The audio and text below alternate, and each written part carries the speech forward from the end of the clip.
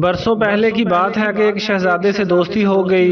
ہوا یوں کہ شہزادہ شکار کے لیے جنگل میں گیا کہ اچانک سامنے سے شیر آ گیا۔ اس کی داڑھ سے گھوڑا بھدک گیا، جس کی وجہ سے شہزادہ توازن برقرار نہ رکھ سکا اور گر گیا۔ شیر کو بالکل سامنے دیکھتے ہوئے شہزادے نے فوراً تلوار نکالی اور مقابلے کے لیے تیار ہو گیا۔ شیر اس کی جانب لپکا، شہزادے نے تلوار گھمائی اور شیر کی پسلیوں میں لگی۔ اب زخمی شیر اور بھی خطرناک ہو گیا تھا۔ اس نے شہزادے پر چھلانگ لگائی تو شہزادے کے ہاتھ سے تلوار گر پڑی۔ شیر نے شہزادے کو زخمی کر دیا۔ شہزادے نے خوب مقابلہ کیا مگر بپھرے درندے سے مقابلہ آسان نہ تھا۔ آخرکار شیر نے اسے گرا دیا۔ قریب تھا کہ شہزادے کی گردن دبوچتا۔ اچانک شیر دوڑ کر پیچھے کو مڑا۔ کسی نے اس کی کمر میں بڑی زور سے کلہاڑا مارا تھا۔ شیر دوڑ کر جنگل کی طرف بھاگ نکلا۔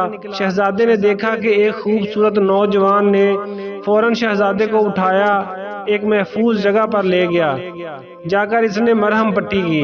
کچھ دیر بعد شہزادے کے محافظ اسے ڈھونڈتے ہوئے پہنچ گئے۔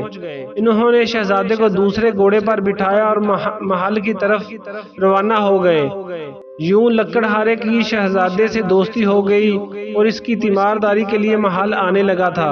شہزادہ اسے پسند کرنے لگا تھا کیونکہ وہ ذہین، عقل مند اور بہادر تھا، لیکن بادشاہ کو اس کی دوستی ایک آنکھ نہ بھاتی تھی۔ اس نے شہزادے کو حکم دیا کہ اس سے دوستی ختم کر دے۔ شہزادے نے احتجاج کیا کہ وہ میرا محسن ہے اور بہت اچھے اخلاق کا مالک ہے اور ذہین انسان ہے۔